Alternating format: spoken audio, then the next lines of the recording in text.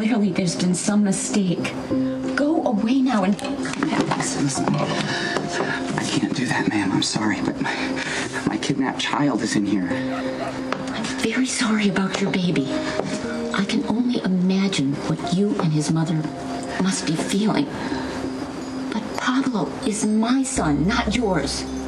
I wonder if you can really imagine. Okay? I'd like you to just try.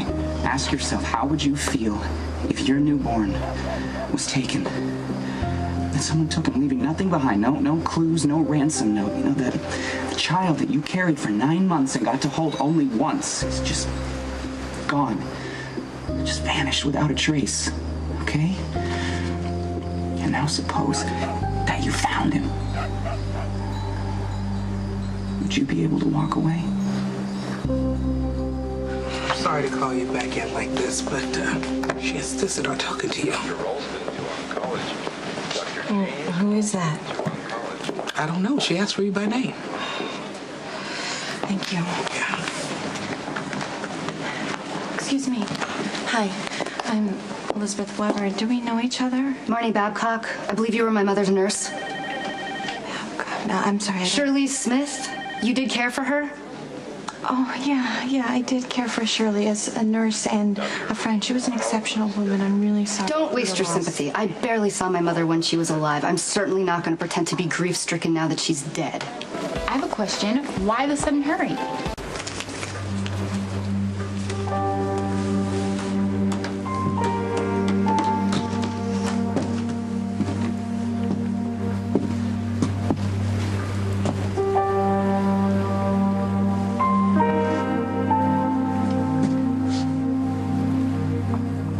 Brenda? I've been hugely inconvenienced. Inconvenienced by your mother's death? Yes. Everything falls on me because my brother is worthless. I had to cut short a very important business meeting to detour to this burg to clear up my mother's paperwork and collect her no doubt meager belongings. But this hospital is treating them like they're the Holy Grail. I'm sorry. I'm having a really hard time following. What is the nature of your problem and how may I help you? Do you people talk to each other? I was told that the hospital wouldn't release my mother's property until I'd spoken to you. Oh, of course. I know what this is about. Your mom was working on a new jewelry collection when she passed, and I took it for safekeeping, but of course you should have it. You're joking, right? I've gone to all this trouble to end up with my mother's awful jewelry. She sent me a piece. Big, clunky monstrosity of a necklace. Are you sure that mother didn't have a touch of dementia? Because she would have to be delusional to think... Excuse me. Your mother was an exceptional, amazing person. She was the most loving and inspirational woman I have ever met. Who cares whether her jewelry was nice or not? It was an expression of her heart and her spirit, which happened to be huge, by the way. I've taken care of a lot of patients, and I have never seen anyone face imminent death with such courage and grace and humor. So how dare you speak of her with such contempt? You would have to understand. No, you need to understand that when I met your mom, I was going through a really hard time, and she's the only person who got me through it, and I will forever be grateful for her guidance and her wisdom. Yes, I know she wasn't perfect, but that does not justify this self-absorbed reaction to her death. Feel free to call the PCPD. I'm sure they'll verify my identity. I believe you're a cop. What I don't believe is that Pablo is your kidnapped son. He wouldn't have. Your son Bobby arranged the adoption, didn't he? Yes. But I've seen the paperwork. Everything is legal. Bobby's very thorough that way.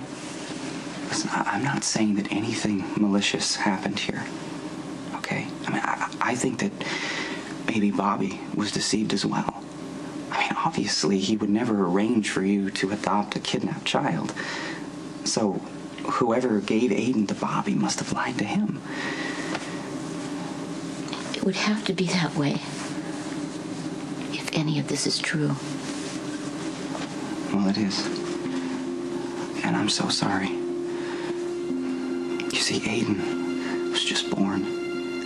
And someone took him from the nursery, away from his father and mother, away from his brothers, his real family. I can tell that you're a good person, and I know that you would be a wonderful, wonderful mother, and you would give Aiden an incredible life, but you're not his real mom. And she didn't give him away. So please, give us back our child. I'm not making excuses. Jason back in Bentonville. Signed, sealed, and delivered.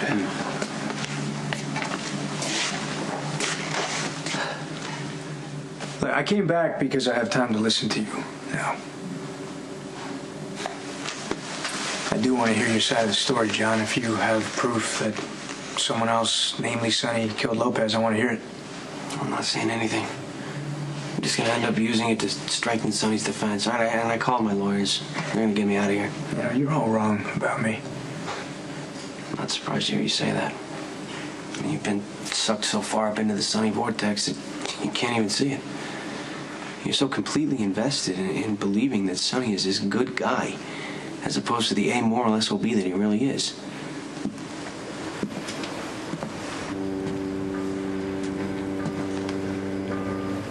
What are you doing, Claire? What do you mean? No, it's just that you look like somebody I used to know. I just didn't recognize you because you know, you're dressing like you're dressed right there. What, I can't dress casual on occasion? It wasn't a criticism. I mean, you're a beautiful woman and, you know, you've loosened up, relaxed a bit. It's almost human. Oh. I mean, compared to, like, your business suit armor. Right. Clean it up. Yeah.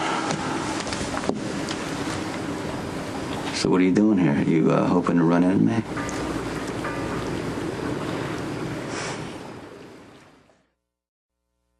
You know, I really hate to puncture that big fat ego of yours, but the idea of running into you never crossed my mind. No, I really like coming to the docks, fresh air. After a long day at work, it really clears my head. But it seems the weather's kind of turning, right? It's a little bit cold. Yeah, it looks like it's gonna rain. Well, then I think I'm gonna head home. Wait. Why don't you come over to my place? Have a glass of wine. It'll warm you up. I don't think so. What are you afraid of? Be alone with me without your armor? You know, you're not nearly as irresistible as you think. What's the problem? Okay. I came to Port Charles with one goal: to take down Sonny Corinthos. That didn't change when he turned out to be my father. If you have real proof to give me that Sonny killed Tomas Lopez, I will run with it. I'm sorry, I'm just not buying it. Look, Dante, in all seriousness, when you came to Port Charles, you were still the intrepid detective, dedicated to your mission to infiltrate the Corinthos organization and bring it down from the inside out. And man, you played your cards right. You got Jason's attention and you got access. But that's when it all went downhill. You got snowed by Sonny. He started laying on that Sonny charm, like Sonny does. And you started thinking to yourself, hey, maybe he isn't such a bad guy. He's good with his kids. He loves his kids. And when it turned out that you were one of his kids, hell, you haven't had any objectivity since. Well, I can see that this conversation isn't really going anywhere. If you decide you want to talk, I'm willing to listen.